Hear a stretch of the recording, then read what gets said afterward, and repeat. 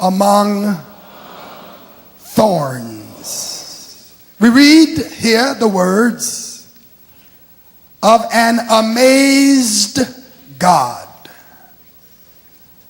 We read here the words of a God who, if it were possible, was almost baffled by the behavior of his people. The inhabitants of Judah, the inhabitants of Jerusalem have fallen into idolatry, into wickedness, into inhumanity.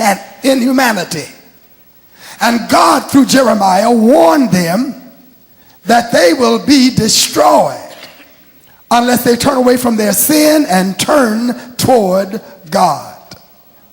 Ultimately, Jerusalem was destroyed in 587 BC by the Babylonians. The noblemen and many of the people of Judah were deported to lands far away. But God reminded them and warned them very, very early that there was no reason, there was no benefit in their actions of rebellion and rejection against God. In Jeremiah 2 and 5, thus saith the Lord, what injustice have your fathers found in me, that they have gone far from me and followed idols and have become idolaters? In other words, what have I done to you that your fathers would deal with me as they have? Jeremiah 2:11, has the nation changed its gods, which are not gods? But my people have changed their glory for that which does not profit. Here God is asking, why do you give away your greatness and your potential for nothing? And then in Jeremiah 2:13, the Lord says, for my people have committed two evils. They have forsaken me, the fountain of living waters, and they have hewn themselves cisterns, broken cisterns, holes in the ground that leak, broken cisterns that hold no water. Here God is asking, why would you prefer to drink from a dirty, leaking hole in the ground when you can drink from a cool, fresh fountain? Each of these passages indicate how bizarre it is to turn away from God and to turn towards something or some ideology rather than God. Any option, any commitment, any investment that excludes God is to sow among thorns. And God in the text says, do not sow among thorns. Now listen, to understand the power and understand the relevance of this figure, we need to strongly stress that seeds were in that day and also in this day, seeds were very, very important. This is especially true of those seeds which can be both eaten and planted. Even those seeds that can only be planted are very, very important. Orange seeds, lemon seeds, grapefruit seeds. They can't be eaten under normal circumstances, but they can be planted and they produce. But the kind of seeds I want us to focus on today are seeds like wheat seeds and seeds like corn seeds, which can either be eaten or planted in the ground. Seeds of this nature can be used for food between harvest, and then when there's nothing growing, they can nourish us and sustain us. But then these seeds are also seeds that we can plant for next year's harvest. Now, seeds produce food.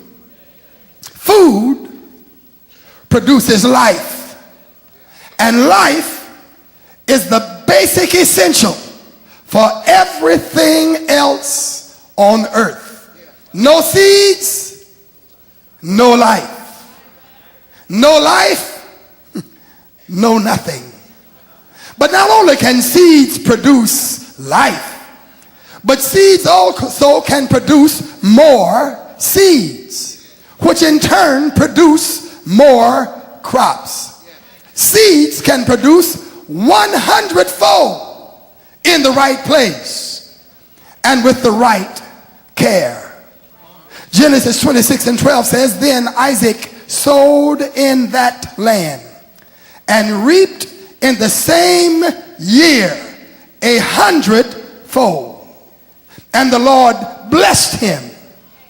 And the man began to prosper and continued prospering until he became very prosperous. The first year he sowed seed in the ground, that seed produced 100-fold. He had 100 times as much by the end of that first year in terms of seed than he had when he started. But you know, this seems to indicate that Isaac brought seed with him. Seeds can be more easily transported than the actual plants. And seeds that you don't plant in the wrong place can later be planted in the right place. Seeds planted in the wrong place cannot be easily dug up and replaced somewhere else in the ground.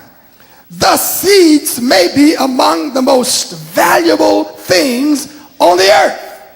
There are few things on earth more valuable than seeds.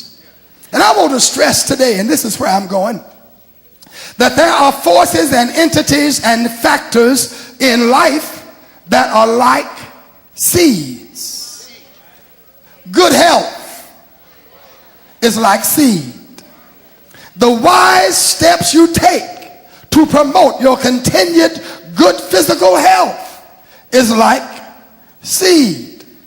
Most of the things that you relate to are dependent upon your good health, your work, your recreation, your participation in the activities of your family are all affected by your good health. And no wise person will go for 5-10 years without going to the doctor and getting a physical. Don't come boasting to me that you haven't been to a doctor in 10 years. Because I say, listen, you should have been to a doctor. Got your physical, got your checkup. Some folk are eating all the wrong things and never eating the right things. Some folk are taking no exercise, never stretching. That's why you're so stiff now. Can't hardly reach over and touch your hips, let alone your knees. You need to do something about yourself.